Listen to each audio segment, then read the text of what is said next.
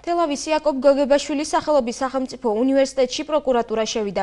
სამართალდამცველები უმაღლეს სასწავლებელში ფინანსურ ოპერაციებს სწავლობენ. კახეთის საოლქო პროკურატურაში აცხადებენ, რომ გამოძიება უნივერსიტეტიდან შესული განცხადებების საფუძველზე დაიწყო. საუბარია ამავე უმაღლესი სასწავლებლის სტუდენტური გაერთიანება ახალი ტალღის ლიდერის ნოდა რეჟიშვილისა და ასისტენტ პროფესორის დამუნა მიქელაძის განცხადებებზე, რომლებმაც პროკურატურას საქმით დაინტერესების მოთხოვნით მიმართეს. საქმე ეხება საერთაშორისო პროექტ BUMAPS და 2012 წელს თვითმმართველობის ორგანოს მიერ გახარჯულ 26,000 ლარს. სასწავლებლიდან ამოღებულია ფინანსური დოკუმენტაცია მომხდარზე. გამოძიებას კახეთის სამხარეო სამმართველო აწარმოებს. საქმე აღძრულია სიცხლის სამართლის კოდექსის 322 მუხლით, რაც სამსახურებრივი უფლება-მოსილების ბოროტად გამოყენებას გულისხმობს.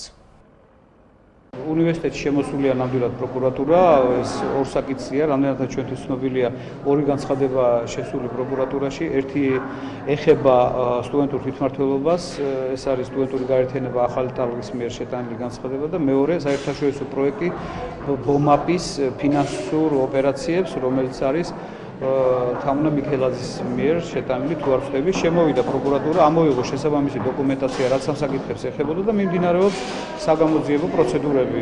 არაფერი პირიქით, რაც გაირკვევა ჩვენთვის უფრო საინტერესოა სულ ყველაფერი. რეჟიშვილის და თამარ მიქელაძის განცხადებების საფუძველზე, რომელიც იქნა კახეთის სამხარეო საოლქო პროკურატურაში შემოსული, აღნიშნული განცხადებები გადაეგზავნა კახეთის სამხარეო სამმართველოს, სადაც გამოძიება მიმდინარეობს სამსახურებრივი უფლება-მოსილების ბოროტად გამოყენების ფაქტზე საქართველოს სიცხლის სამართლის კოდექსის 322 მუხლის პირველი ნაწილით. აღნიშნულ დაკავშირებით განცხადებაში მიმართულია, რომ გამოძიება მიმდინარეობს უნივერსიტეტის მიერ გამოყოფილი თანხების ხარჯვასთან დაკავშირებით, ამჟამად მიმდინარეობს გამოძიება. საქმეს გამოღებულია დოკუმენტაცია და მიმდინარეობს აღნიშნული დოკუმენტების შესწავლა. დაახლოებით 2 კვირის წინ შევიტანეთ პროკურატურაში საჩივარი. ამ საჩივარით მოვუთხოთ ჩვენ სტუდენტური თვითმმართველობის არჩევნების გარემოებების გამოძიებას, რომელიც ჩატარდა წინა წელს და ჩაატარა ნაციონალური მოძრაობის ახალგაზრდულმა ფრთამ.